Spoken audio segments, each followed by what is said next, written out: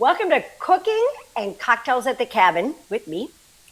I am your host, Denise Mahoney, and I just wanted to welcome you to my kitchen in Florida. I am not at the cabin today, and what we're going to be making today is my husband's grandmother's gravy slash spaghetti recipe. Go ahead and take a look. Isn't it nice as a family memorabilia to have her actual recipe in her own writing? Oh, that's so sweet. My husband told me he didn't like my gravy.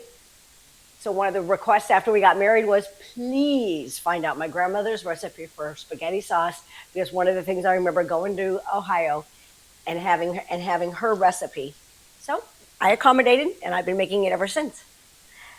Before we start, just want to let you know today's pairing is going to be, of course, a nice red wine. I picked that Cabernet Sauvignon. So go ahead and grab yours, my love. Toast, slancha, and let's begin making some great gravy. Nice. We're going to start off first with our onions and our minced garlic, and we're going to saute that in some olive oil. The recipe calls for 2 tablespoons of olive oil, 1 clove of garlic, and 1 medium onion. Of course, you're familiar with my techniques now. My techniques are easy peasy and cheat as often as you can. So I have some frozen onions that I'm going to go ahead and put into the olive oil. I've already started sauteing half of the garlic. So I put 2 tablespoons of olive oil, 1 clove of garlic. I'm going to double the onions, and then I'm going to go ahead and double the garlic because I'm making a double batch today. All of those delicious onions in there. And then we're going to go ahead and grab ourselves 2 additional tablespoons of olive oil. And 1 additional clove of garlic. Okay. Well, that you're going to have to edit out. The 1 additional clove of garlic, and then 2 more tablespoons of olive oil. And we'll go ahead, since these onions are frozen and I cheated, time is my only asset, as well as when I'm cooking. Go ahead and get that simmering. I'm going to simmer that on medium. I'm going to do it on medium. Get this party started. Let's get this gravy going. So onions, garlic, olive oil. Going to go ahead and get that going. Let that brown up a little bit so they're soft, not brown, just nice and soft. All right. Watch that. Okay, onions are nice and clear. Nice and caramelized. And then I will go ahead and put in the rest of the recipe for the onions and the garlic, which would be 2 tablespoons of parsley, a pinch of basil, and a pinch of oregano. Of course, once again, I've doubled it, so I've already put it in a cup and pre-measured.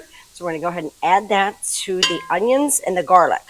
So the beginning of the recipe is basic onions, garlic, olive oil, parsley, basil, and oregano. Very simple. I'm going to let this stir on, I'm going to touch it down a little bit to low.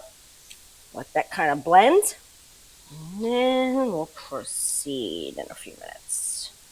Let that sit. Okay. Cocktail time. Lunch.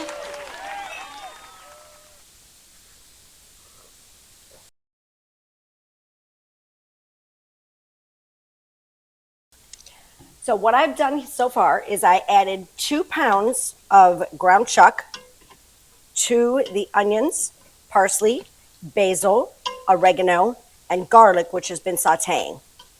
So what we're going to do is we're going to go ahead and brown this all the way until we see this pool of grease, of course, start to evaporate into the meat for all that flavor of the onions, the garlic, the parsley, the olive oil, oregano, basil. I'm just going to let that pool and let that kind of brown. You're probably looking at about 15 minutes to 25, 30 minutes for it to all evaporate. You don't want to drain it after you're done chopping it. You definitely want to go ahead and let it evaporate into the meat. Okay. This has started to evaporate, your oils and your greases. So I'm going to go ahead and add what the recipe calls for. Is 2 teaspoons of salt, 1 teaspoon of sugar, and 1/8 pepper, black pepper. So what I've done is I pre went ahead and measured this out. And of course, remember, I'm doubling the batch because if I'm going to cook so I can freeze it. That way my life is easier later. So you know how to add that to the meat and let that finish cooking.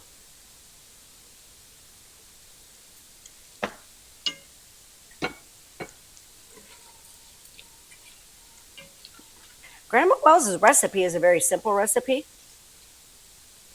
After you're done seasoning your meats with all your salts, peppers, oreganos, basils, garlics, onions, letting it evaporate, after that, it's very simple. Just some tomato sauce, tomato paste, tomato puree, and let her cook for a good hour. So we're going to let this evaporate and finish cooking. All right, just want to show you what I've done is browned all of the meats with all of those previous ingredients. And of course, those recipes will be listed as we go through the video. My husband will edit that. See how nice and thick that is? Hardly any grease. And now we're going to go ahead and add our tomato sauces and our tomato pastes. The recipe calls for, let me see, we are looking at 1 8-ounce can of tomato sauce, 1 15 ounces of tomato puree, and 1 6-ounce of tomato paste. Of course, I'm doubling the recipe. So what I'm doing is 2 6 ounces of tomato paste, 1 15 ounces of sauce, and 1 29 ounces of the tomato puree. And then you're going to add 10 to 12 ounces of water per 1 pound of meat. I like my sauce very thick, so I back that off.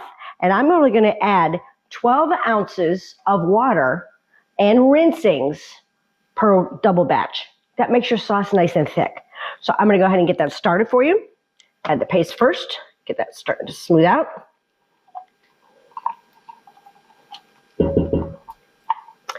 Once again, as you notice here on my stage, if you will, or my kitchen, Pampered Chef, Tupperware, old school, Pampered Chef and Tupperware.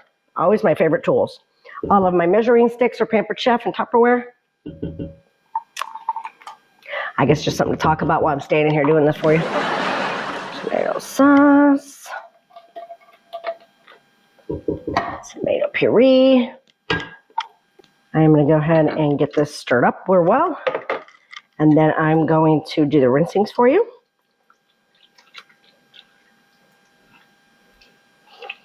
Nice and thick. Lots of meat. Okay. Get that going on low while we do the rinsings.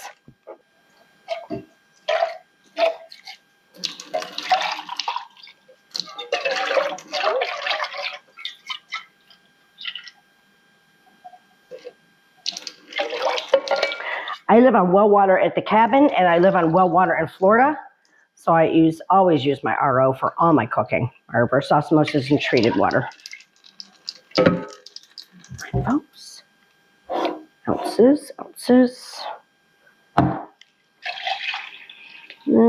you are looking at exactly 12 ounces. Add that to the tomato mixture.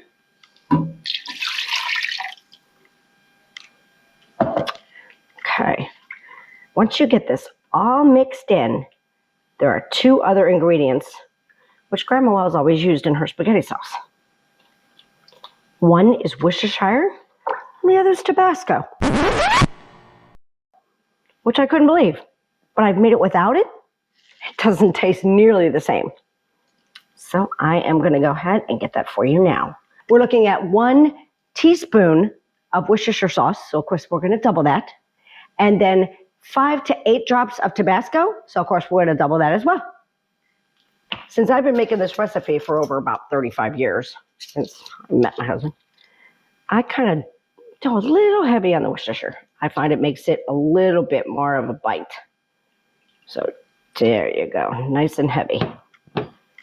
And then she called for about 5 to 8 drops of Tabasco sauce per pound of meat. 1, 2, 3, 4, 5, 6, 7, 8. And of course I did heavy drops. Shakes instead of drops. Shaken, not stirred. I think that's going to be sufficient. We'll do a taste test in 15 minutes. Her recipe calls us, and you know how it is, everybody gives you all these instructions and you go, I can cut corners. Don't cut corners. You're going to want to go ahead and let this simmer on low after you bring it to a quick boil. Do that now. Every 15 minutes stir, 15 minutes stir. Put it back on low after you bring it to a quick boil. Uncovered, I found is a trick for a thicker sauce. If you like your sauce a little bit less thick, a little thinner, depending on what you're using it for, then by all means cover it. If you don't want to splatter your kitchen stove up, then go ahead and cover it. If not, every 15 minutes give it a stir. Every 15 minutes give it a stir. Every 15 minutes give it a stir. So we'll come back with you in about a half an hour and see how we taste. All right, everything seems to be blended very well. We are at our last couple of moments here. Of course, you know as well as I know you can serve this spaghetti gravy with anything you'd like. Tonight I'm going to be serving it with homemade manicotti. And that'll be in one of my recipes to follow. I actually cannot believe how easy it is to make stuffed shells and stuffed manicotti. Very easy, very simple. I'll give you a four ingredient recipe. So that video will follow. In the meantime, let's go in for that taste test.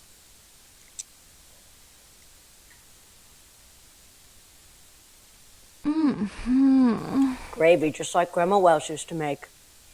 Mm-mm-mm. Thank you for joining me at Cooking and Cocktails at the Cabin. Next video will be here in our Florida home. Please click like. Please subscribe. Please tell all your friends and all your family about us. Please share the videos. And I look forward to seeing you where I make stuffed shells or stuffed manicotti within the next couple of days. Thanks. Have a great day. Can't wait for dinner.